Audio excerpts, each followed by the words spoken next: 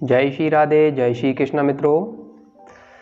इससे पिछले वीडियो में मैंने श्रीमद् भगवद गीता के 5 से लेकर 9 तक के जितने भी अध्याय हैं मैंने इस पिछले वीडियो में अपलोड कर दिए हैं। और इस वीडियो में हम श्रीमद् भगवद गीता के 10वें अध्याय से 18वें अध्याय का अध्ययन और अनुसरण करेंगे। उसके पश्चात हम श्रीमद् भगवद गीता का अध्ययन करेंगे। तो दोस्तों, अध्याय शुरू करने से पहले हम मंत्रोच्चारण करेंगे। तो आइए सभी मिलकर मंत्रोच्चारण करें। श्री ओम नमो भगवते वासुदेवाय वासुदेव विश्वेश्वराय आदि पुराण अपरंपार्या लिखाय पुरुषाय नमः। श्रीमद् भगवद गीता का 10वां अध्याय। श्री कृष्ण भगवान ने कहा, हे महाबाहो, और भी मेरे कल्याणकारक वचन सुनो।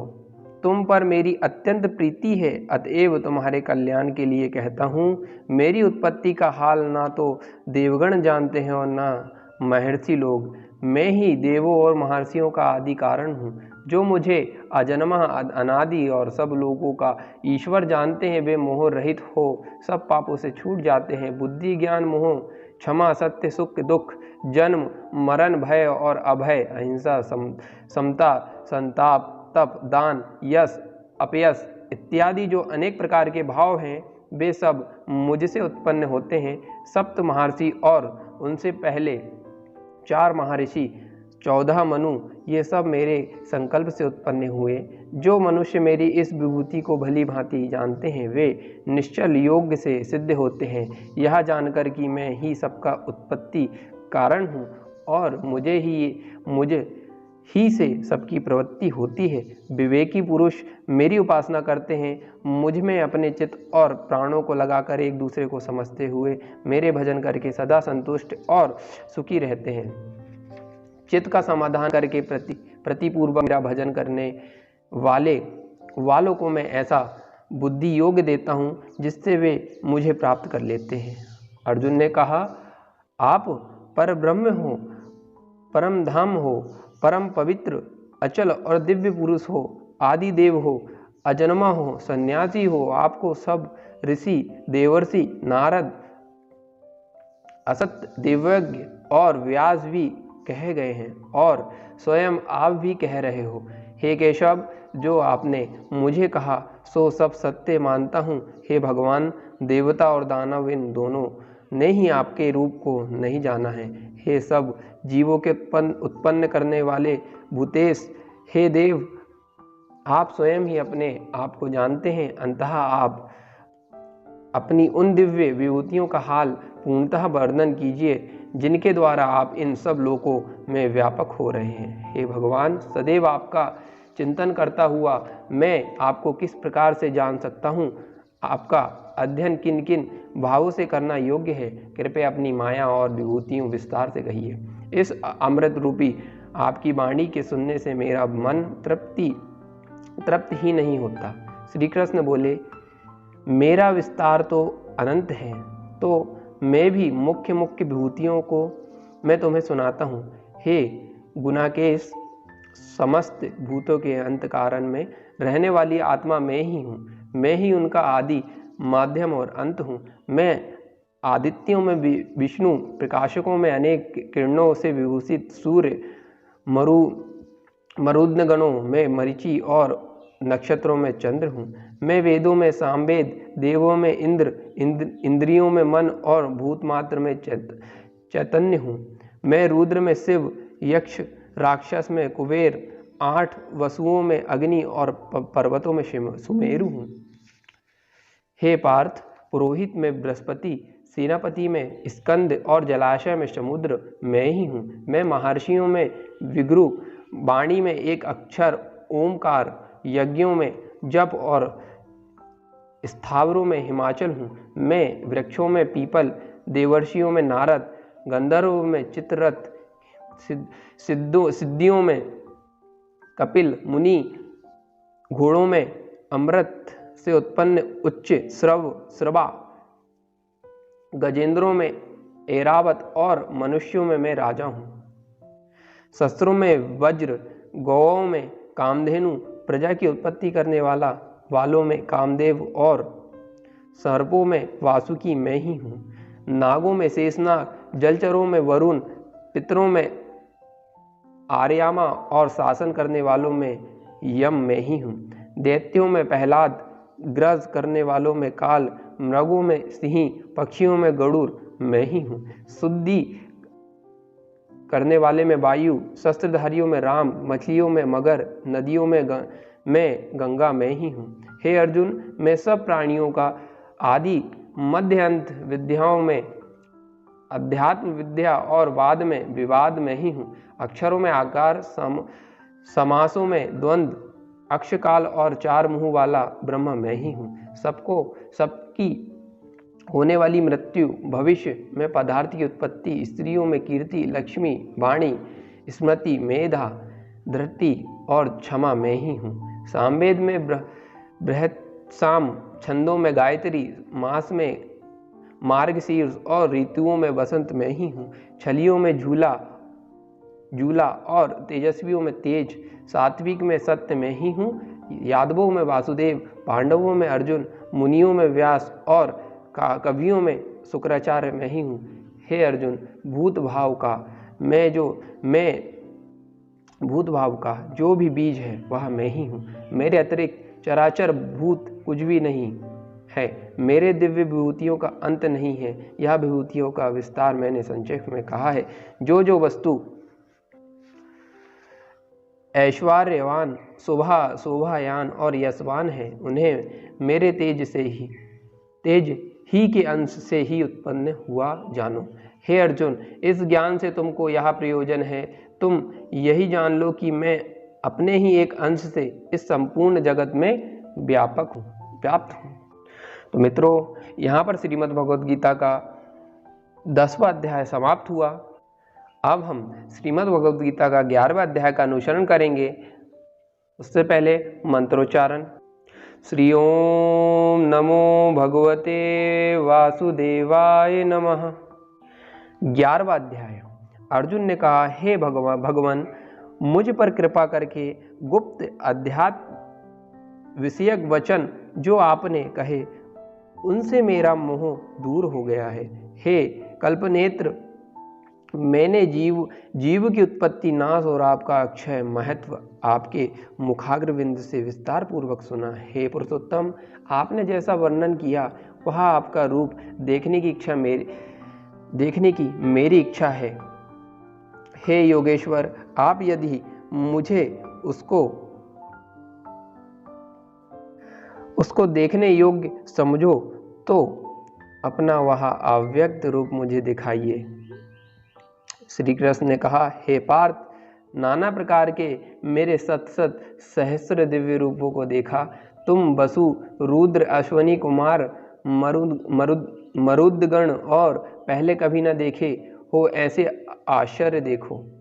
हे गुणाकेश, चराचर सहित यह जगत तथा और जो देखना चाहो आप यहाँ मेरी देह में देख लो, परंतु इस नेत्र से मुझे नहीं देख सकोगे, इसलिए मैं तुमको दिव्य नेत्र देता हूँ, उनसे मेरा दिव्य रूप देखो। संजय ने धृतराष्ट्र से कहा कि हे राजन, इस प्रकार श्री कृष्ण जी ने अर्जुन से कहा और दिव्य दृष्टि देकर अपना अलौकिक रूप दिखाया। उस दिव्य रूप के अनेक मुख, नेत्र और अनेक अद्भुत दृश्य थे और उनमें अनेक सुंदर सुंदर आभूषण आयुध सुसज्जित थे। देह पर दिव्य वस्त्र, पुष्प और दिव्य 2 गंध लगे थे।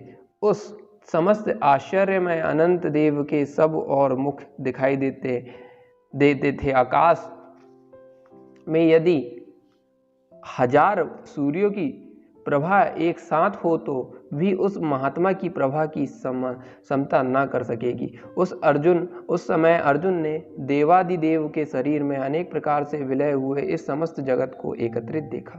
तब अर्जुन ने आश्चर्यचकित हो गया, शरीर रोमांचित हो गया। उस शीश नवा हाथ जोड़कर कहा, हे देव, तुम्हारी देह में सब और भिन्न भिन्न प्रकार के समुदाय, कमलासन पर बैठे हुए देवताओं के ईसा ब्रह्म, संपूर्ण ऋषि और दिव्य सर्पों को मैं देखता हूँ। हे विश्वेश्वर, तुम्हारे अनेक भुजा, अनेक उदर, अनेक मुख, अनेक नेत्र हैं। तुम्हारा रूप अनंत है। तुम्हारे अंत या आदि को नहीं देखता, किंतु समस्त विस्मय तुम्हारा रूप देखता हूँ। तुमको किरीट युक्त गदा चक्र धारे, चारों ओर से देतीयमाय मान, तेजो राशि अग्नि व सूर्य सम प्रकाशवान, दुर्नीक्ष और अपरंपार देख रहा हूँ। मेरे मत से तुम ही ब्रह्म जानने की वस्तु, विश्व के महान आधार, नित्य सनातन धर्म के रक्षक तथा पूर्ण पुराण पुरुष हो। मैं आपको आदि मध्य तथा अनंत से रहित, अनंत शक्ति, अनंत भुजा, चंद्र सूर्य नेत्र, जिसके कांतिमान अग्नि के सदृश मुख्य वाला, अपने तेज से इस संपूर्ण संसार को तपते हुए देख रहा हूँ। हे महात्मन,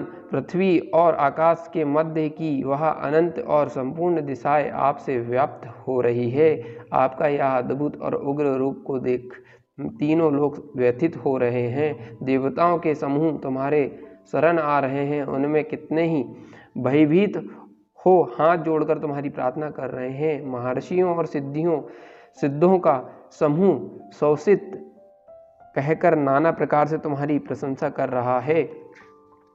रुद्र, आदित्य, वसु, साध्य, विश्वदेव, अश्विनी, मरुत, गंधर्व, असुर, सिद्ध, इनके संग विस्मृति होकर आपकी ओर देख रहे हैं। अनेक नेत्र, बाहु, जगह, पेट, कारल, दंत युक्त तुम्हारा यह विशाल रूप देखकर सब अत्यंत भयभीत हो रहे हैं और मैं भी घबरा रहा हूँ। आकाश तक पहुँचे हुए प्रकाशमान अनेक रूप, दूर तक फैलाए हुए मुख, वह प्रकाश वाले विशाल नेत्र युक्त तुमको देखकर हे विष्णु, मेरा जी घबरा रहा है। तुमसे धैर्य धरा नहीं जाता, मुझसे धैर्य धरा नहीं जाता और चित्त स्थिर नहीं होता। भयंकर दाढ़ों वाले और कालिंग के सदृश से आपके मुख को देखकर मुझे दिशाएं नहीं सूझती, मैं शांति नहीं पाता। अतः मुझ पर दया करो। धृतराष्ट्र के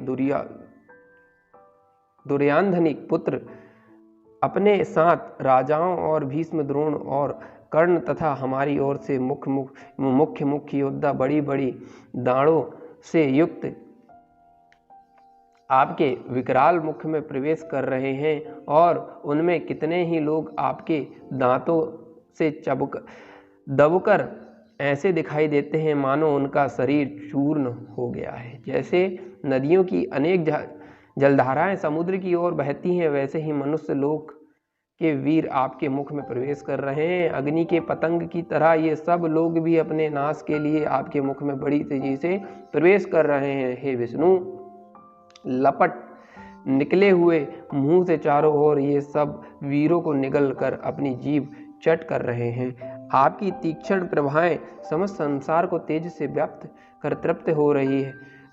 यह भयानक रूप धारी कौन है, यह मुझसे कहो। हे देववर, आपको नमस्कार है। मुझ पर प्रसन्न हो। हे जगतकर्ता आदि पुरुष, आपको जानने की मैं इच्छा रखता हूँ, क्योंकि आपकी यह प्रवृत्ति मेरी समझ में नहीं आती है। श्री कृष्ण भगवान बोले, संसार का नाश करने वाला मैं उग्रकाल हूँ, सभी का संहार करने के लिए आया हूँ। तुम्हारे युद्ध न करने पर भी ये वीर जीवित न रह सकेंगे। अंततः तुम उठो, शत्रुओं का संहार कर यश को लेकर इस समृद्धशाली राज्य का भोग करो। हे सब सचिन, उनको मैंने पहले ही मार रखा है। तुम केवल निमित्त मात्र हो जाओ। मेरे मारे हुए द्रोण, भीष्म, जयद्रथ, कर्ण और अन्य योद्धाओं को मारो, घबराओ मत, युद्ध करो, तुम संग्राम में शत्रुओं को जीतोगे। संजय ने कहा, इस प्रकार से श्री कृष्ण के वचन तुम मुकुटधारी अर्जुन हाथ जोड़कर कपित और भयभीत तुम हुए साष्टांग प्रणाम कर नम्रता पूर्वक बोले, हे हर्षिकेश, आपके गुणगान करने से सब संसार प्रसन्न और प्रेम मग्न हो रहा है। राक्षस डर कर सब दिशाओं की ओर भाग रहे हैं और सिद्ध आपकी नमस्कार कर रहे हैं। सो ठीक ही है। हे महात्मन, आप ब्रह्मा से ही श्रेष्ठ हो, आपको देवता क्यों ना नमस्कार करें। व्यक्त और अव्यक्त आप हो। हे अनंत, आप आदिदेव और पुराणत पुरुष को विश्व के परम आधार हो, ज्ञाता श्रेय हो, श्रेष्ठ स्थान आप हो, विश्व का विस्तार करने वाले आप हो। आप वायु, यम, अग्नि, वरुण, चंद्र, ब्रह्मा और ब्रह्मा जी के भी पिता हो, आपको नमस्कार है। आप अनंत वीर्यवान तथा अतुल्य पराक्रमी हो। आप जगत में व्याप्त हो, इसलिए सब सर्वरूप हो। तुम्हारी महिमा को ना जान कर मैं तुमको अपना मित्र मानकर, हे कृष्ण, हे सखे, ऐसे जो तिरस्कार से कहा सो प्रमाद से अथवा स्नेह से, हे अच्युत, उनसे इन बोलों की क्षमा मांगता हूँ जो परिहास में, विहार, सोने बैठने और भोजन के समय अकेले अथवा मित्रों के मध्य में तुम्हारा अपमान किया है, सो क्षमा करें। तुम इस स्थावर जगमन रूप के पिता, पूज्य और महान गुरु हो। त्रिलोकी में भी तुम्हारे समान कोई नहीं है। तुमसे अधिक अतुल्य प्रभाव कहाँ से होगा। इसलिए हे ईश्वर, तुमको सिर झुकाकर प्रणाम करता हूँ, मुझ पर कृपा करो। हे देव, जैसे पिता पुत्र के, मित्र मित्र के, प्रिय के क्षमाधार क्षमा करता है, वैसे ही मेरे अपराध क्षमा करो। हे देव, जो पहले कभी नहीं देखा ऐसा रूप देखकर प्रसन्न हूँ और भय से मेरा मन व्याकुल है, इसलिए वही पहला रूप मुझको दिखाओ। हे प्रभु, आप प्रसन्न हो। हे सहवहो, मैं फिर आपको वही किरीट गंधा और हाथ में चक्र धारण किए हुए देखना चाहता हूँ। श्री कृष्ण जी ने कहा, हे अर्जुन, मैंने प्रसन्न होकर यह ओजस्मय, अनंत, आद्य और विश्व रूप अनेक योग के प्रभाव से तुमको दिखलाया है, जिसको तुम्हारे अतिरिक्त पहले किसी ने नहीं देखा था। हे पांडव में श्रेष्ठ, मनुष्य लोक में तुम्हारे सिवाय कोई वेदों का अध्ययन, दान, अग्नि होत्रादिक और घोर तप करके भी यह रूप धारण किए हुए मुझे नहीं देख सकता। मेरा ऐसा भयानक रूप देख तुम व्याकुल और मूढ़ न हो। भय त्याग कर प्रसन्नचित्त होकर फिर तुम मेरा वही रूप देखो। संजय ने कहा। इतना कहकर श्री कृष्ण जी ने फिर चतुर्भुज रूप दिखलाया और सौम्य रूप धारण कर महात्मा अर्जुन को धीरज बंधाया। अर्जुन ने कहा, हे जनार्दन, आपके सौम्य दिव्य मंगल रूप को देखकर अब मैं प्रसन्न चित्त हो स्वस्थता को प्राप्त हुआ हूँ। श्री कृष्ण जी ने बोले, हे अर्जुन, जो मेरा यह विश्व रूप तुमने देखा है, इसका दर्शन संभव नहीं है। देवता भी इस रूप की आशंका करते हैं, आकांक्षा करते हैं। हे अर्जुन, मेरा जो विश्व रूप है, इसको मनुष्य अनन्य भक्ति द्वारा जान सकते हैं और तत्व ज्ञान द्वारा इसमें लीन हो सकते हैं। जो कोई मनुष्य मेरी ही भक्ति के लिए कर्म करके मुझे सर्वोत्तम मानते हैं, मुझ में भक्ति रखते हैं, संसारिक सुख से मुंह मोड़ चुके हैं, संपूर्ण प्राणी मात्र से वैर त्याग चुके होते हैं, वे ही मुझको प्राप्त हो सकते हैं। तो मित्रों, यहाँ पर हमारा श्रीमद् भगवद गीता का 11वां अध्याय समाप्त हुआ। मित्रों, अब हम श्रीमद् भगवद गीता के 12वें अध्याय का अनुसरण करेंगे। इससे पहले हम मंत्रोच्चारण करेंगे। आइए मिलकर मंत्रोच्चारण करें। श्री ओम नमो भगवते वासुदेवाय नमः। 12वां अध्याय। अर्जुन ने पूछा, इस प्रकार जो भक्त सदैव योग युक्त होकर आपकी उपासना विधि पूर्वक करते हैं और जो व्यक्ति निराकार परम ब्रह्म को भजते हैं, इन दोनों में कौन सा योगी श्रेष्ठ है। श्री भगवान बोले, जो मेरे विषय में मन लगाकर परम श्रद्धा पूर्वक मुझको भजते हैं, वे उत्तम योगी हैं, मैं यह जानता हूँ। परंतु जो इंद्रियों का संयम करके सर्वत्र समदृष्टि रखने वाले, सब प्राणियों के हित में लगे हुए, अकथनीय, अव्यक्त, सर्वव्यापी, अचिंतनीय, निर्विकार, अचल, ध्रुव अक्षर का भजन करते हैं, वे भी मुझे प्राप्त होते हैं। अव्यक्त में जिनका चित्त आसक्त है, वह कष्ट अधिक पाते हैं, क्योंकि अव्यक्त गति को प्राणी कष्ट से पाते हैं। पार्थ, जो प्राणी अपने सब कर्मों को मेरे अर्पण करके अनन्य भक्ति से मेरा ध्यान करते और पूजते हैं, उन शरण में आए हुए भक्तों का मैं थोड़े ही समय में मृत्यु युक्त संसार सागर से उद्धार कर देता हूँ। मुझे ही में मन रखो, मुझ में बुद्धि रखो, तब तुम मुझ में ही निवास करोगे। इसमें कुछ संदेह नहीं है हे धनंजय। यदि इस प्रकार तुम मुझ में अपने चित्त को करने में समर्थ न हो तो अभ्यास योग्य द्वारा हमारे पाने के लिए बारंबार यत्न करो। यदि अभ्यास भी ना कर सको तो मेरे उद्देश्य से प्रदातित ही करो। मेरे लिए तुम कर्म करोगे तो तुम्हें मुक्ति प्राप्त होगी। और यदि ऐसा भी ना कर सको तो मन को रोककर अनन्य भाव से मेरी शरण में आओ और फल की आशा छोड़कर कर्म करो। क्योंकि अभ्यास से ज्ञान उत्तम है, ज्ञान से ध्यान श्रेष्ठ है और ध्यान से कर्मों के फलों का त्यागना श्रेष्ठ है। त्याग से शांति प्राप्त होती है और द्वेष नहीं करता, सबका मित्र है। ममता और अहंकार जिसमें नहीं है, सुख दुख को समान जानता है, क्षमावान है, संतोषी और स्थिर चित्त, इंद्रियों को वश में रखता है, दृढ़ निश्चयवान है। मुझ में अपना मन बुद्धि लगाए हुए ऐसा मेरे भक्त मुझको प्रिय हैं, जिसने ना लोगों का भय ना लोगों को उससे डर है। ऐसा जो हर्ष ईर्षा दृष्टों से भय और विषाद से रहित, वह मेरे प्रिय भक्त हैं। जो कुछ मिले उसी से संतुष्ट, पवित्र पथ और निष्पाप दुख रहित, फल की आशा त्याग कर करने वाले, ऐसे जो मेरा भक्त है वहाँ मुझे प्रिय हैं। जो लाभ से प्रसन्न ना हो, किसी से द्वेष ना करे, इष्ट पदार्थ के नष्ट होने से दुखी ना हो, किसी फल की इच्छा ना करे, अशुभ या तथा शुभ दोनों का त्यागी भक्त मेरे स्वरूप परम प्रिय है। जिसको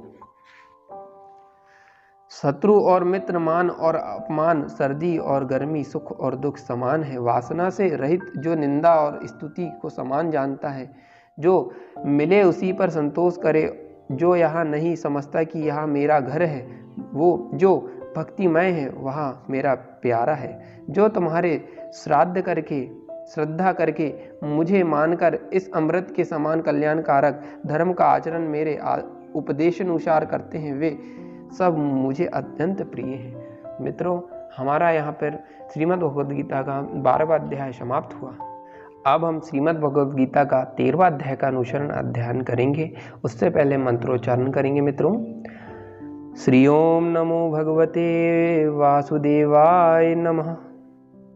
13वां अध्याय। श्री कृष्ण बोले, हे कौन्तेय, यह शरीर क्षेत्र कहलाता है और इसके जानने वालों को क्षेत्रज्ञ कहते हैं। इस संपूर्ण क्षेत्र में क्षेत्रज्ञ मुझको ही जान। क्षेत्र और क्षेत्रज्ञ का जिसे ज्ञान है, मेरे मत से वही ज्ञानी है।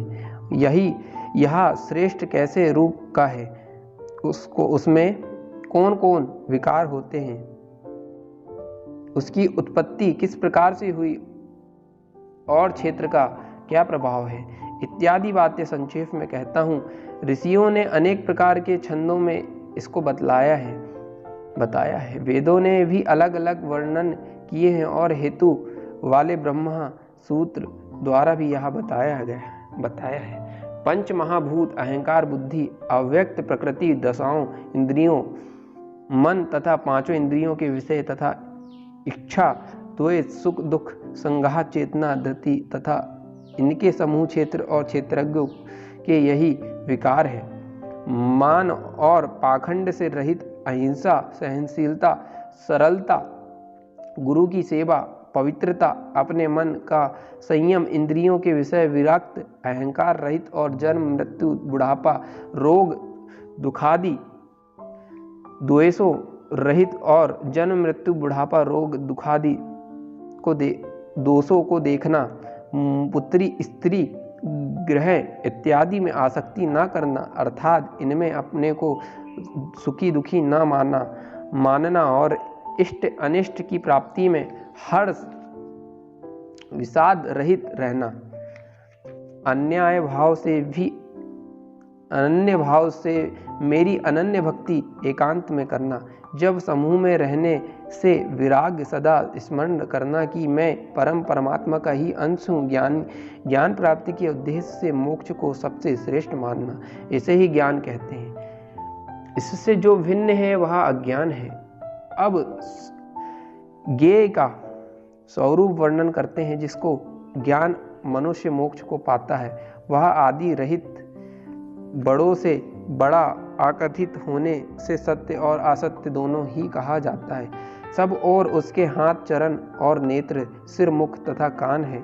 वही जगत में सबको घेरे हुए स्थित है। वह सब इंद्रियों से गुणों का प्रकाशक है, पर उसके कोई इंद्रिय नहीं है। जो सबका आधार है, जो स्वयं निर्गुण होने पर भी गुणों का भोगता है, जो सब भूतों के बाहर भीतर है, जो भी चर और अचर है, जो अत्यंत सूक्ष्म होने के कारण जाना नहीं जाता, जो पास भी है दूर भी है, जिसके विभाग नहीं होते पर जो भिन्न भिन्न भागों में विभक्त है, समान रहता है, समस्त भूतों का पालन, नाश और उत्पन्न करने वाला है, वही ज्ञेय है। वह अंधकार से परे ज्योतिमान पदार्थों की ज्योति देता है। वही जानने योग्य और तत्व ज्ञान से प्राप्त सबके हृदय में वास करता है। इस प्रकार क्षेत्र ज्ञान और क्षेत्रज्ञ इसको संक्षेप में कहा। इसे जानकर मेरा भक्त मेरे पद को प्राप्त होता है। प्रकृति और पुरुष दोनों ही अनादि है। विकारों और गुणों की उत्पत्ति प्रकृति से हुई है। कार्य और कारण को प्रकृति उत्पन्न करती है। पुरुष प्रकृति के गुणों का उपभोग करता है। तदनुसार उत्पन्न तथा उत्तम तथा अधम योनि में जन्म लेता है। इस देह में उसे उपद्रष्टा, अनुमता, भोक्ता, भर्ता, महेश्वर, परमात्मा और परम पुरुष कहते हैं। इस प्रकार के गुणों के साथ प्रकृति और पुरुष को जो जानता है, उसका रहना चाहे जैसा हो, पुनः जन्म नहीं होता। कोई ध्यान से, कोई संख्या योग्य से और कोई कर्म योग्य के द्वारा अपने को आत्मा में देखता है, परंतु कोई इस प्रकार ना जानते हुए भी दूसरों में से सुनकर ध्यान करते हैं और श्रद्धा से सुनकर वे भी मृत्यु के पार चले जाते हैं। हे अर्जुन, स्थावर या जगम सब उत्पन्न प्राणी क्षेत्र और क्षेत्रज्ञ के संयोग से ही होते हैं। परमेश्वर सब भूतों में समान रूप से है। भूतों के नष्ट होने पर भी उसका नाश नहीं होता। इस भांति जो देखता है वह तथा सब में समान रूप से स्थिर परमेश्वर को देखता हुआ जो अपनी आत्मा का नाश नहीं मानता, वह उत्तम गति प्राप्त करता है। जो यह देखता है कि प्रकृति द्वारा सब कर्म होते हैं और आत्मा अकर्ता है, वह मानो देवता है। जब वह भिन्न दो भूतों को परमेश्वर के बीच एक रूप देखता है और उसी से उसका विस्तार देखता है, हे कौन्तेय, अनादि और निर्गुण होने से परमेश्वर अव्यय है। शरीर में रहता हुआ भी वह कुछ नहीं करता, न उसमें लुप्त होता है। जैसे आकाश सर्वत्र व्याप्त होने पर भी किसी से मिलता नहीं, उसी भांति देह में सर्वत्र व्याप्त यह आत्मा भी इसमें लिप्त नहीं होती। हे भारत, जैसे एक ही सूर्य समस्त लोकों को प्रकाशित करता है, वैसे ही क्षेत्रज्ञ समस्त क्षेत्रों को प्रकाशित करता है। जो लोग ज्ञान दृष्टि से क्षेत्र व क्षेत्रज्ञ का भेद तथा भूतों की प्रकृति देखकर मोक्ष का उपाय जान लेते हैं, वे परम पद को पा लेते हैं। तो मित्रों, यहाँ पर श्रीमद् भगवद गीता का 13वां अध्याय समाप्त हुआ। श्रीमद् भगवद गीता का 14वां अध्याय है। उससे पहले मंत्रोच्चारण, तो आइए मंत्रोच्चारण करते हैं। श्री ओम नमो भगवते वासुदेवाय नमः। 14वां अध्याय। श्री कृष्ण भगवान ने कहा, अब ज्ञानों में श्रेष्ठ ज्ञान तुमको बताता हूँ, जिसके जानने से सारे मुनिजन मोक्ष रूप परम सिद्धि को प्राप्त हुए हैं। इस ज्ञान की सहायता से मेरे स्वरूप को प्राप्त हुई लोग सृष्टि के समय जन्मते नहीं और प्रलय काल में नष्ट नहीं होते। हे भारत, परम ब्रह्मा मेरी योनि में है, मैं उसमें गर्भ को रखता हूँ और उसमें भूतों की उत्पत्ति होती है। सब गर्भों में जो विभूतियाँ उत्पन्न होती है, उनका उत्पत्ति स्थान प्रकृति है और मैं बीज देने वाला पिता हूँ। हे महावयो, प्रकृति से उत्पन्न सब सत्व, रज और तम तीनों गुण देह में रहने वाले निर्विकार आत्मा को बांध लेते हैं। इनमें तत्व निर्मल होने के कारण प्रकाशक और निरुपद्रव्य है, जो प्राणी को सुख और ज्ञान के साथ बांधता है। रंगात्मक रजोगुण से तृष्णा और आसक्ति उत्पन्न होती है, जो प्राणी को कर्म के साथ बांधती है। तमोगुण की उत्पत्ति अज्ञान या भ्रम, आलस्य और निद्रा से प्राणी को बांधता और मोह से फांसता है। हे भारत, सत्व गुण सत्व सुख उत्पन्न करता है, रज कर्म पैदा करता है, तम सब ज्ञानों को ढककर प्रमाद पैदा करता है। सत्व गुण रज गुण और तम को दबाकर बढ़ता है। सत्व गुण रज और तम गुण को दबाकर बढ़ता है। इसी प्रकार रज सत्व को, तम को और तम सत्व तथा रज को दबाकर बढ़ना चाहता है। इस देह में इंद्रियों द्वारा जब ज्ञान का प्रकाश उत्पन्न हो, तब इस समझिए कि सत्व गुण की विशेष वृद्धि हुई है। रजो गुण की वृद्धि से लोभ, कर्मों में प्रवृत्ति, कर्मों का आरंभ, अशांति और इच्छाएं उत्पन्न होती है। हे कुरुनंदन, तमोगुण की प्रबलता में अविवेक, अनुधम, प्रमाद और मोह ये सब होते हैं। जब देह को सत्वगुण के उदय में मृत्यु प्राप्त होती है, तो ज्ञानियों के प्रकाशमय लोकों में पाता है। रजोगुण के उदय में मरकर कर्मों से आसक्त मनुष्य में जन्म लेता है, और तमोगुण के उदय में मरा हुआ मूढ़ योनि में जन्म पाता है। सात्विक पुण्य कर्म का फल भी सात्विक कलंक रहित होता है। राजस्व कर्म फल दुख और तामस कर्म का फल अज्ञान है। सत्व से ज्ञान उत्पन्न होता है, रज से लोभ तथा प्रमाद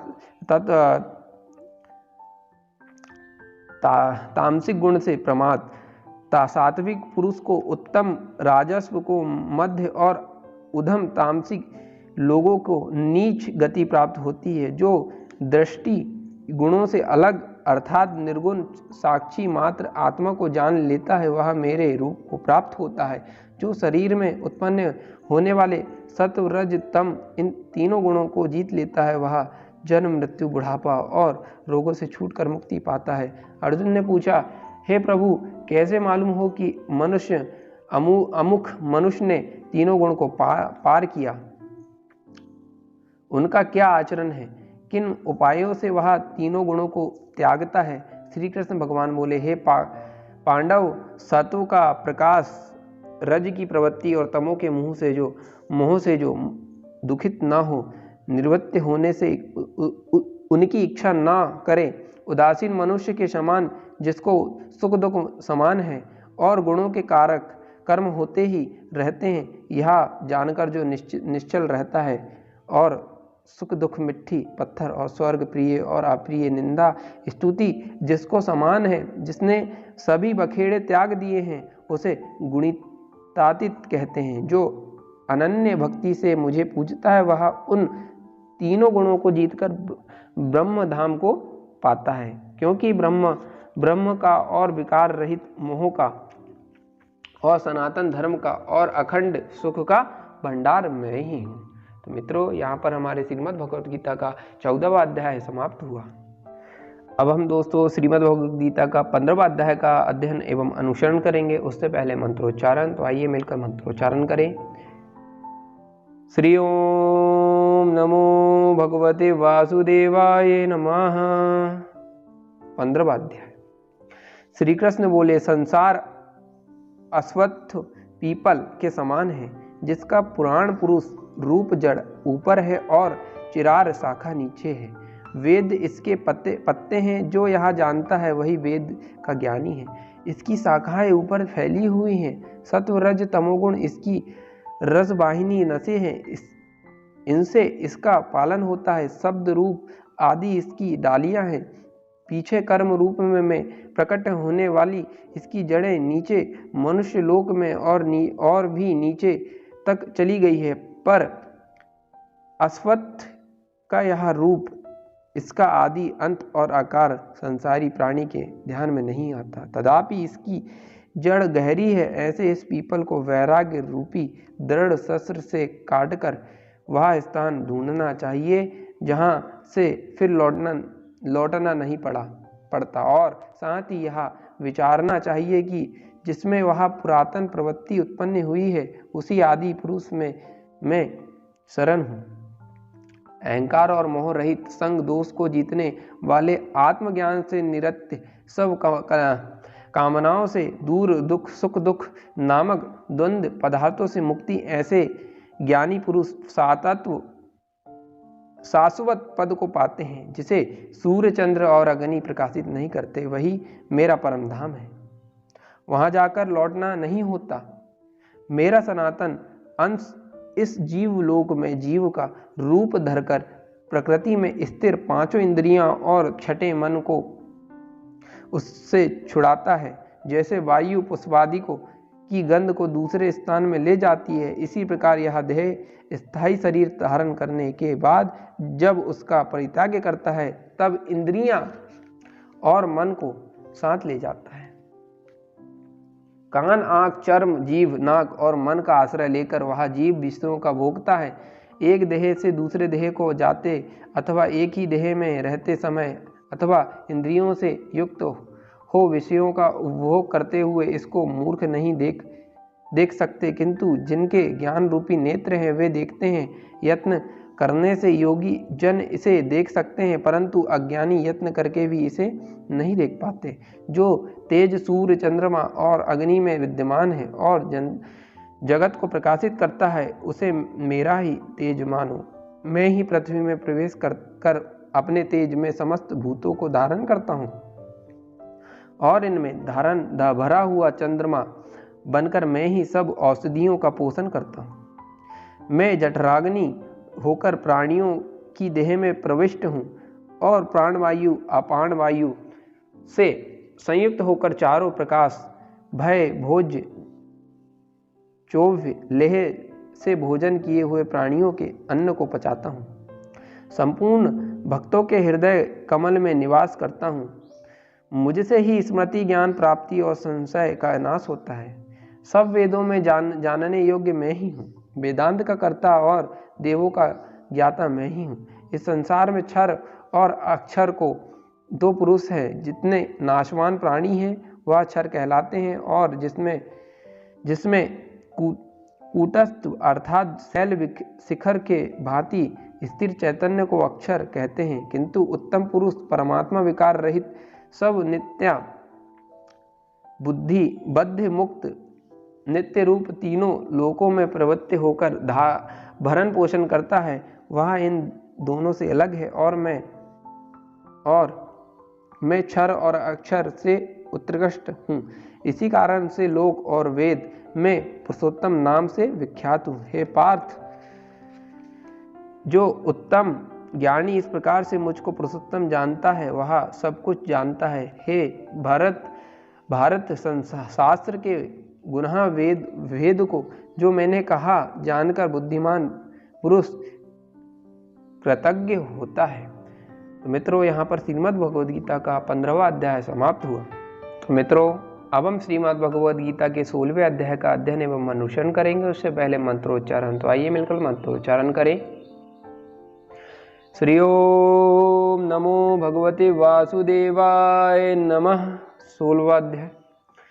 श्री कृष्ण जी बोले, हे भारत, अव्य शुद्ध सतोगुण होना, ज्ञान योग्य निष्ठा दान, इंद्रिया दमन यज्ञ करना, तप सरलता अहिंसा सत्य क्रोध त्याग शांति चुगली ना करना, सब प्राणियों पर दया तृष्णा से बचना, कोमल स्वभाव लज्जा चपलता का त्याग, तेज क्षमा धति पवित्रता देश रहित अभिमान ना करना, देवी संपत्ति के सम्मुख जन्म धारण वालों को यह सब गुण मिलते हैं। हे पार्थ, दव्य दपे दर्प अभिमान क्रोध कटु भाषा और अज्ञान ये सब आसुरी संपत्ति के सम्मुख जन्म लेने वालों को प्राप्त होते हैं।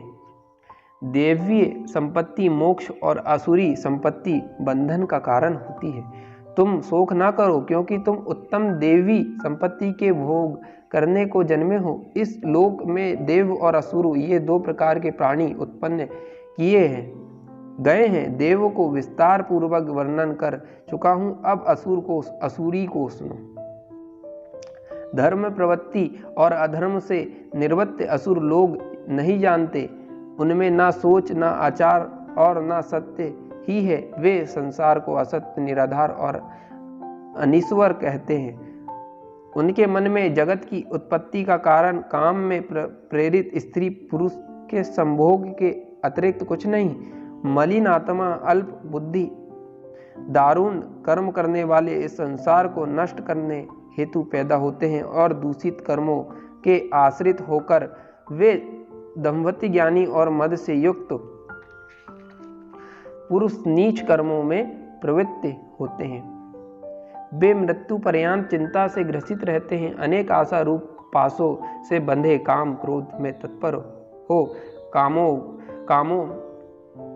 कामोभोग के लिए अन्याय से अर्थ संचय की इच्छा करते हैं। और मैंने आज यह पाया, इस मनोरथ को कल पाऊंगा, यह मेरा है और यह धन भी मेरा हो जाएगा। यह शत्रु तो मैंने मारा, दूसरों को भी मारूंगा। मैं ईश्वर, भोगी, सिद्ध, बलवान और सुखी हूँ। मैं धनी कुल में हूँ, मेरे समान दूसरा कौन है। मैं यज्ञ करूंगा, मैं दान भी करूंगा। इस प्रकार अज्ञान से मोहित हुए, अनेक कल्पनाओं से मोह रूपी बंधन में फंसे हुए विषय भोग में आसक्त लोग रौरव नरक में गिरते हैं। अपनी बड़ाई आप करते हैं, धन धाम से मत में चूर रहते हैं, शास्त्रोक्त विधि छोड़कर केवल नाम के लिए यज्ञ करते हैं। ये अहंकार, बल, घमंड, काम और क्रोध से युक्त हैं। अपनी तथा औरों की देह में स्थित मुझसे द्वेष रखते तथा मेरी निंदा करते हैं। इस द्वेष करने वाले क्रूर और अधर्म पापियों को मैं ही संसार की आसुरी योनियों में डालता हूँ। हे कौन्तेय, जन्म जन्म में आसुरी योनि पाकर वह मूर्ख मुझको पाए बिना ही अंत में अधोगति को प्राप्त होता है। काम, क्रोध, लोभ, मोह चारों नरकों के द्वारा जो आत्मा का नाश करते हैं, इस कारण चारों को त्यागना चाहिए। हे कौन्तेय, उन तीनों नरक द्वारा से छूटा हुआ मनुष्य अपने कल्याण को सुकृत्य करता है, तब उत्तम गति को पाता है। जो शास्त्रोक्त विधानों को छोड़कर स्वेच्छा अनुसार कर्म करता है, वह सिद्धि और सुख को नहीं पाता। अतएव कार्य और अकार्य इनको जानने के लिए शास्त्र प्रणाम है। शास्त्रोक्त विधान जानकर उसी के अनुसार कर्म करना चाहिए। मित्रों, यहाँ पर श्रीमद् भगवद गीता का 16वां अध्याय समाप्त हुआ।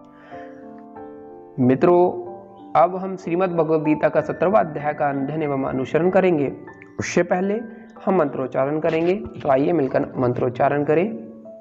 श्री ओम नमो भगवते वासुदेवाय नमः। 17वां अध्याय। अर्जुन ने पूछा, हे कृष्ण जी, जो शास्त्र विधि को छोड़कर श्रद्धा के साथ पूजन करते हैं, उनकी निष्ठा किस प्रकार की है? सात्विक है, राजसी है अथवा तामसी है? श्री कृष्ण जी बोले, पापियों के स्वभाव से ही सात्विक, राजसी और तामसी ये 3 प्रकार की श्रद्धा है।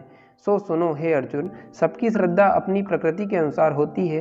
पुरुष श्रद्धामय है। सात्विक पुरुष देवताओं को पूजते हैं, रजोगुणी यक्ष राक्षसों को पूजते हैं और तामसिक जन भूत प्रेत को पूजते हैं। जो लोग कपट, अहंकार, काम, विषय, अनुराग और आग्रह युक्त शास्त्रों में न कहा हुआ उग्र तप करते हैं, वह मूर्खता से न केवल अपने शरीर रथ आत्मा को बल्कि मुझे भी कष्ट देते हैं। उन्हें निश्चय पूर्वक असुरी जानिए। प्रत्येक को 3 प्रकार के आहार प्रिय हैं। उसी तरह यज्ञ, तप और दान 3 प्रकार के हैं, जिनका भेद सुनिए। आयु, सत्य, बल, आरोग्य, सुख और प्रीति को बढ़ाने वाले रस, घृत युक्त पोषक और आनंददायक आहार सात्विक को प्रिय हैं। कड़वे, खट्टे, नमक, तीखे, रूखे, चरपे तथा दुख, शोक और रोग जानक भोजन राजसी लोगों को प्रिय है। देर का रखा हुआ रत रहित दुर्गंध युक्त वासी उच्छादित अपवित्र भोजन तामसी लोगों को अच्छा लगता है। यज्ञ करना ही है ऐसा मन को दृढ़ करके फल की इच्छा बिना विधि पूर्वक जो यज्ञ किया जाता है वह सात्विक है। हे भारत फल की कामना से लोग को दिखाने के लिए जो यज्ञ किया जाता है उसे राजसी मानो। शास्त्र की विधि से हीन, अन्य दान रहित, मंत्रहीन और बिना श्रद्धा से किया हुआ यह यज्ञ तामस कहलाता है। देवता, ध्वज, गुरु और विद्यमान इनका पूजन, पवित्रता, ब्रह्मचर्य, अहिंसा का आचरण करना शारीरिक तप है। जिस वाक्य से किसी का दिल न दुखे, सत्य प्रिय हितकारी भाषण, स्वाध्याय का अभ्यास वाचिक तप है। मन की प्रसन्नता, चित्त को शांति, मौन, आत्मनिग्रह और निष्कपट रहना यह मानसिक तप है। यह 3 प्रकार का तप यदि श्रद्धा से फल की इच्छा त्याग कर और योग्य युक्त होकर किया जाए तो सात्विक तप कहलाता है। जो अपना आदर और बड़ाई करने के लिए दम्भ पूर्वक किया जाता है वह अनित्य और क्षणिक तप राजस्य है। जो दुराग्रह से आत्मा को कष्ट देकर यह दूसरों को नाश के लिए किया जाए उसे तामस तप कहते हैं। जो दान करने की इच्छा को त्याग उत्तम स्थान में सत्य पात्र को बदले की वस्तु लेने की इच्छा बिना दिया जाता है उसे सात्विक दान कहते हैं। जो दान प्रत्युप पाकर अथवा किसी फल की इच्छा से कलेश पूर्वक दिया जाता है उसे राजस दान कहते हैं। अयोग्य स्थान पर अयोग्य समय में अयोग्य पुरुष को असत्कार और निरादर के साथ जो दान दिया जाता है उसे तामस दान कहते हैं। ओम, तत् और सत ये 3 ब्रह्मा के नाम हैं। इन्हीं से आदि काल में ब्रह्मांड, यज्ञ और वेद बने हैं। इसी से ज्ञानी पुरुष दान और तप आदि शास्त्रोक्त क्रियाएं ओमकार उच्चारण के साथ करते हैं। मुच्छ जन फल की इच्छा न करके तत् शब्द का उच्चारण कर यज्ञ, तप और दान करते हैं। हे अर्जुन, सत्य शब्द का उच्चारण सद्भाव और साधु भाव से किया जाता है तथा मंगलादि वैवाहिक कर्मों में भी सत्य शब्द उच्चारण करते हैं। यज्ञ, तप और दान में जो निष्ठा उसे सत्य कहते हैं और ईश्वर प्राप्ति अर्थ जो कर्म है वह भी सत्य कहते हैं। श्रद्धा से रहित दान, तप और अन्य कर्मों जो किए जाते हैं वे असत्य कहलाते हैं। वह ना इस लोक में और ना परलोक में हितकारी है। मित्रों, यहाँ पर हमारे श्रीमद् भगवद गीता का 17वां अध्याय समाप्त हुआ। आइए मित्रों, अब हम श्रीमद् भगवद गीता का अंतिम एवं 18वां अध्याय का अध्ययन एवं अनुसरण करेंगे। उससे पहले हम मंत्रोच्चारण करेंगे। आइए मिलकर मंत्रोच्चारण करते हैं। श्री ओम नमो भगवते वासुदेवाय नमः। 18वां अध्याय। अर्जुन ने पूछा, हे मधुसूदन, संन्यास और त्याग का तत्व पृथक 2 जानों की इच्छा करता हूँ। श्री कृष्ण भगवान ने कहा, कामना वाले कर्मों के त्याग को ज्ञानी लोग संन्यास मानते हैं और विवेकी पुरुष फलों के त्याग को त्याग कहते हैं। कुछ लोग यज्ञ, दान और तप आदि कर्मों को न छोड़ने को योग्य बताते हैं। हे भारत, त्याग के विषय में हमारा निश्चय जो है वह सुनो। त्याग भी 3 प्रकार के हैं। यज्ञ, दान और तप आदि कर्म त्यागने नहीं चाहिए। वे अवश्य करने योग्य हैं क्योंकि ये तीनों ज्ञानियों को पवित्र करते हैं। ये सब कर्म आसक्ति और फल को त्याग करके करने चाहिए। मेरा निश्चय मत यही है जो उत्तम है। अपने नियमित कर्मों का त्याग उचित नहीं। यदि मोहवश ऐसा हो जाए तो वह तामस त्याग है। कर्म दुख प्रद है, यह विचार करके और शरीर के क्लेश के भय से जो इन्हें त्यागता है उसे त्याग का फल नहीं मिलता।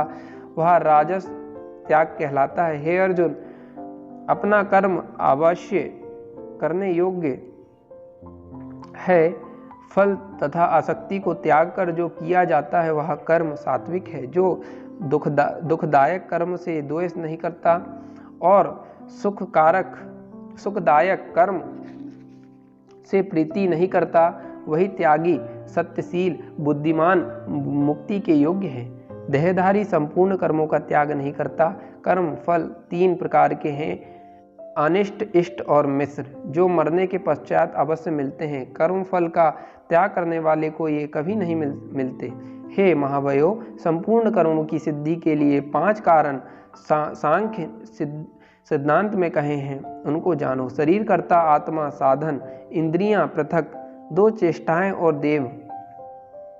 शरीर, वाणी और मन से भला यह बुरा जो काम आरंभ किया जाता है उसके 5 कारण हैं। ऐसे होने पर भी जो केवल आत्मा को ही करता जानता है वह दुर्मित दुख नहीं जानता। जिसको अहंकार नहीं कि मैं करता हूँ और जिसकी बुद्धि कर्मों में लिप्त नहीं है, वह मनुष्य प्राणियों को मार कर भी उनको नहीं मारता और उनमें नहीं बनता। ज्ञान, ज्ञेय और ज्ञाता ये तीनों ही कर्म के प्रेरक हैं। कारण, कर्म और कर्ता ये 3 कर्म के साधन हैं। सांख्य शास्त्र में ज्ञान, कर्म और कर्ता ये सात्विक गुणों के भेद 3 प्रकार के हैं। जो सब भिन्न 2 प्रकारियों में अविनाशी अविभक्त सत्ता को देखता है वह ज्ञान सात्विक कहलाता है। जिस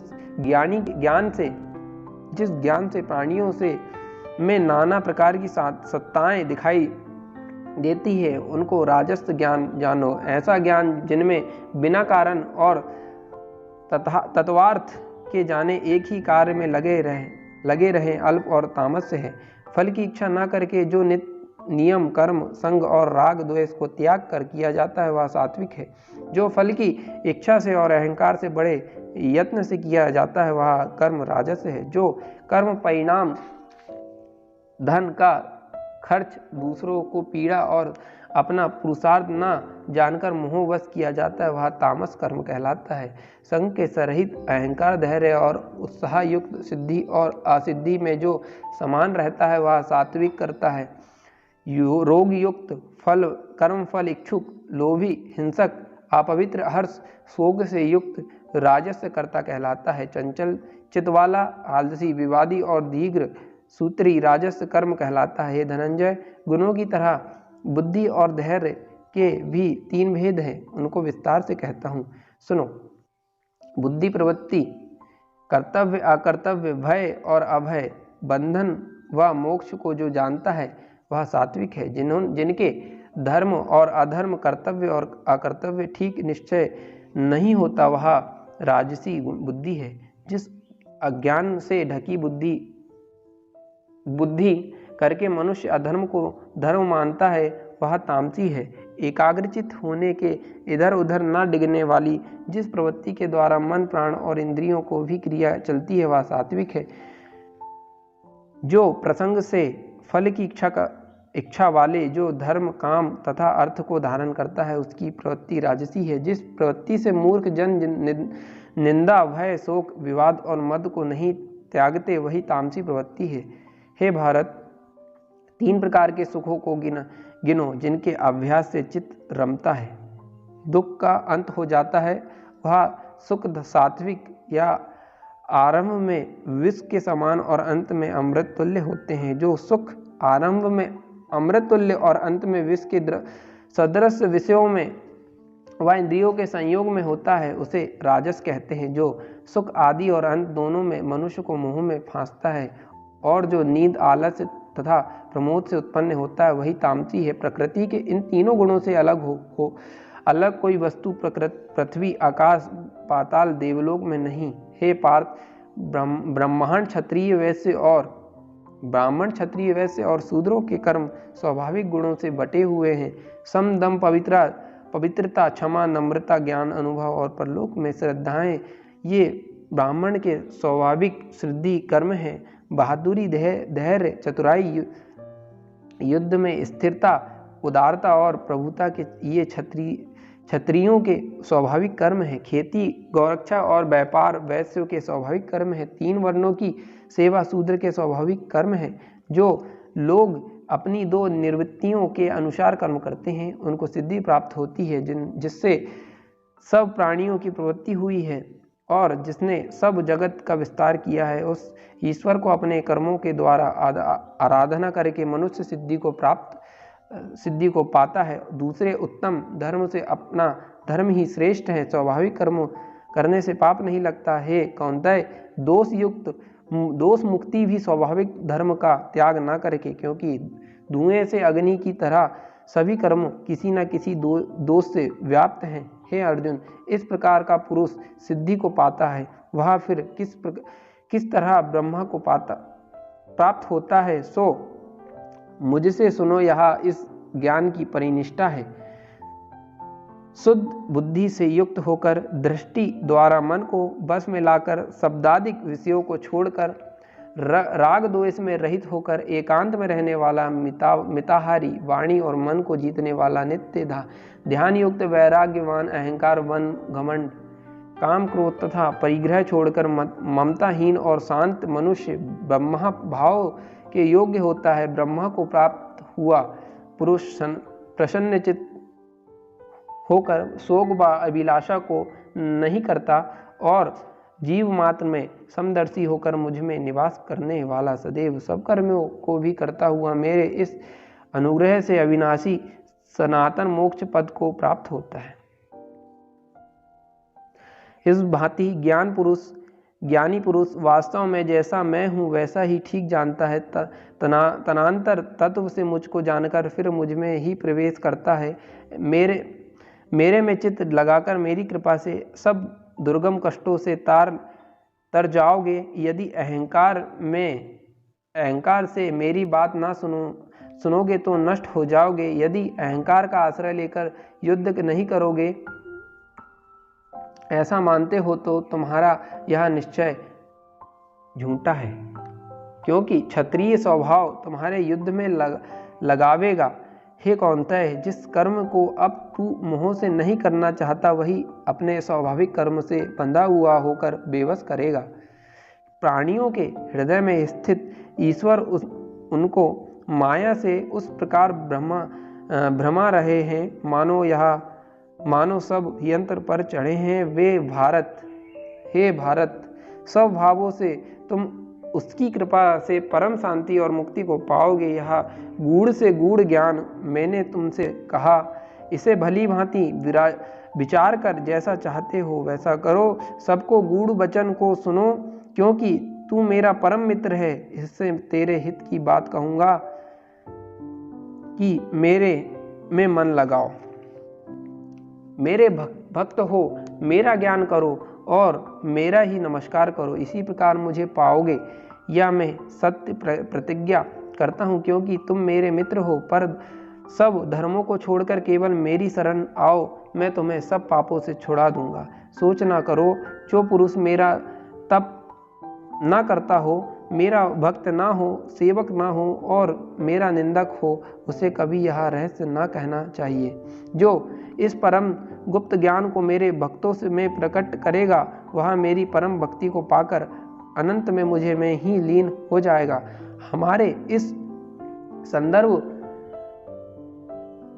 धर्म संवाद को जो कोई पढ़ेगा और समझेगा कि उसे ज्ञान से मेरी पूजा की है, जो श्रद्धावान पुरुष दोष ढूंढे बिना इसको सुनेगा, वह भी भक्त होकर पुण्यात्माओं को मिलने वाले सुख लोकों को प्राप्त होगा। तुमने एकाग्रचित से मेरे कहे हुए उपदेश को सुना, यह नहीं। हे धनंजय, तुम्हारा अज्ञान से उत्पन्न हुआ मोह नष्ट हो गया या नहीं? अर्जुन ने कहा, हे भगवान, आपकी कृपा से मेरा मोह नष्ट हो गया है और स्मृति हुई है। स्मृति की प्राप्ति हुई है। मैं निसंदेह आपकी आज्ञा में स्थिर हूँ और जैसा आपने कहा वैसा ही करूँगा। संजय कहते हैं, हे धृतराष्ट्र, मैंने वासुदेव, कृष्ण और अर्जुन का यह रोमांचित कहने वाला अद्भुत संवाद सुना। व्यास जी की कृपा से साक्षात योगेश्वर श्री कृष्ण जी के मुख से इस परम गुरु संवाद को मैंने सुना।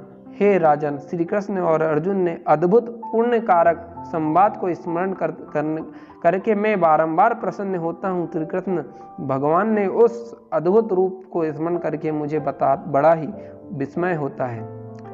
मेरी ऐसी धारणा है कि जहाँ योगेश्वर श्री कृष्ण जी हैं और जहाँ धनुर्धारी पार्थ है, वहाँ राज, लक्ष्मी, विजय और ऐश्वर्य अटल रहते हैं, यहाँ निश्चय है। श्री ओम नमो भगवते वासुदेवाय नमः। बोलो जय श्री कृष्ण, जय श्री राधे। मित्रों, यहाँ पर हमारी श्रीमद् भगवत गीता के 18वें अध्याय का समापन हुआ और हमारी श्रीमद् भगवत गीता का जो चैप्टर था वो यहाँ पर समाप्त हुआ। दोस्तों, चैप्टर था वो यहाँ पर समाप्त हुआ। मैंने दोस्तों यहाँ पर बड़े ही श्रद्धा भाव से श्रीमद् भगवत गीता के सभी अध्यायों का वर्णन आपको किया हूँ, वह भी हिंदी अनुवाद में। अगर दोस्तों आप लोगों को मेरे मुख से श्रीमद् भगवत गीता का अनुसरण कर शांति प्रदान हुई हो तो दोस्तों हमारे इस वीडियो को लाइक कीजिएगा, साथ ही हमारे YouTube चैनल को सब्सक्राइब कीजिएगा, जिससे कि हमारे YouTube चैनल पर अक्सर धर्म से जुड़ी हुई बातें एवं रोचक ज्ञानवर्धक बातें अक्सर हमारे YouTube चैनल पर डलती है। साथ ही बेल आइकन को भी दबाइए, जिससे कि हमारे YouTube चैनल पर कोई भी नॉलेजफुल वीडियो डले उसकी नोटिफिकेशन आप तक सबसे पहले जा सके। साथ ही ऐसी ज्ञानपूर्वक एवं धर्म से जुड़ी बातों को अपने दोस्तों के साथ भी शेयर कीजिए, जिनका अनुसरण कर वह भी अपने जीवन का उद्धार करें। तो मिलते हैं दोस्तों हमारे नेक्स्ट वीडियो में। जब तक के लिए जय श्री राधे, जय श्री कृष्ण।